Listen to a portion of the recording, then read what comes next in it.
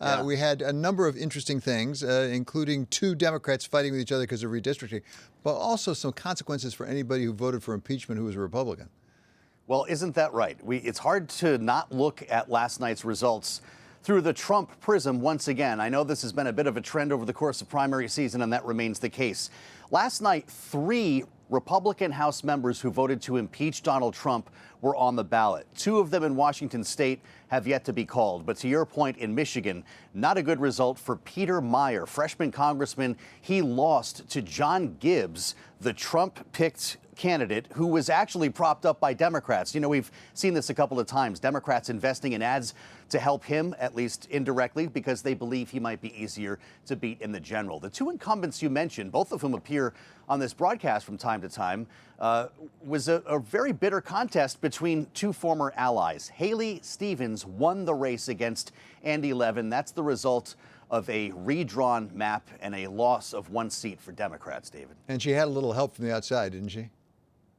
Yes, that's for sure. This actually became a very expensive race, considering the fact that it was a House district, and Democrats knew that they were going to be losing this.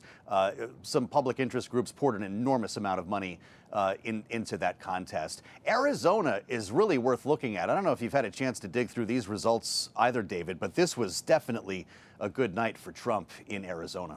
And Peter Thiel, right? Peter Thiel, How true. So tell us about Blake Masters. Blake Masters is going to be running against Senator Kelly. He won the Republican Senate primary, backed by Peter Thiel, of course, and backed by Donald Trump, a pretty formidable candidate there. He won by a long shot, and he was expected to win by a good 18, 20 points, as he did. As you look down ballot, though, some really interesting races here beyond the governor's race that I'll mention in a moment. Trump-endorsed candidate and election denier is now the head of the election system there, Secretary of State, or won the primary for such. Mark Fincham is his name. He could become the top elections official in Arizona, which is something that has some Democrats and Republicans concerned. Also, Rusty Bowers, remember him from the January 6th committee, the Speaker of the House in Arizona? He was actually trying to vie for an open state Senate seat, and he lost that race, not on the right side of Trump. The gubernatorial contest, though, is still up in the air. Kari Lake, former TV anchor, endorsed by Trump, claimed victory last night, David, even though she was really not ahead. Basically a statistical tie with Karen Robson, who was endorsed by Mike Pence. That's a proxy battle between Trump and Pence, one that has yet to be decided and one we're looking at very closely. Yeah, I don't know, Joe. There might be some correlation between Trump endorsements and people who've been on television a lot. Maybe there's a future there. I also have in Michigan the gubernatorial. But take us back to the Senate race in Arizona. Mark Kelly against Blake Masters. Do we have a sense of who's ahead?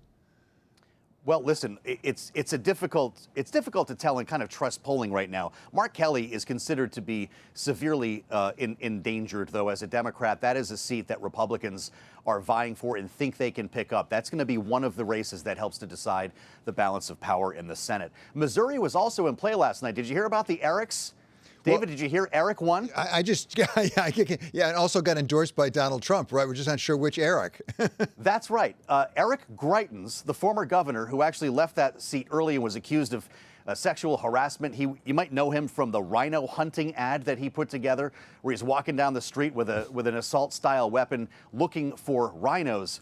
He lost the race to Eric Schmidt, the attorney general. Both of them love Trump. Both of them were election deniers. But they never got an endorsement until the night before. Donald Trump was pressed to say something, and he endorsed Eric without a last name. Last night, you'd like this, David, Donald Trump congratulated Eric. He said, "Great going. Big night, Eric," in quotes. Thank you. We just don't know which Eric. You can't make it up. So, Joe, put all this together. Does it tell us anything, do you think, about the Senate balance? That's a tough question to ask right now. Democrats think that they can hold the Senate, and either way, it's going to be within a couple of seats. Blake Masters could be a formidable candidate. If you're looking at Arizona, that's going to be a tough race. But if you talk to a lot of experts, they see the Senate as a draw right now. The House remains a very different prospect. Although after that result in Kansas that we saw last night, where we started this hour, the abortion vote, drew such enormous turnout in Kansas that a lot of folks are wondering if they're actually gauging the electorate in the right way following the Supreme Court ruling on Roe. Some 70% of voters who registered in Kansas after the Supreme Court ruling were Democrats. I'm so glad you brought us back to that Kansas election, because it really is pretty remarkable. And it does, I don't want to engage in identity politics, but it does raise a question whether that so-called suburban woman is back in play. It's certainly in play. It's just a question of which direction it's going to go. It's such a divisive issue that Democrats and Republicans know that a lot of races will be decided within that demographic, and it's one that you're going to hear a lot of deliberate language when in terms of advertising and placement of money in the next couple of months. Now that we saw that result last night, as I said a little while ago, we need to figure out if that's a bellwether for the nation or a story about very effective organizing in Kansas, whether that can be duplicated in other states.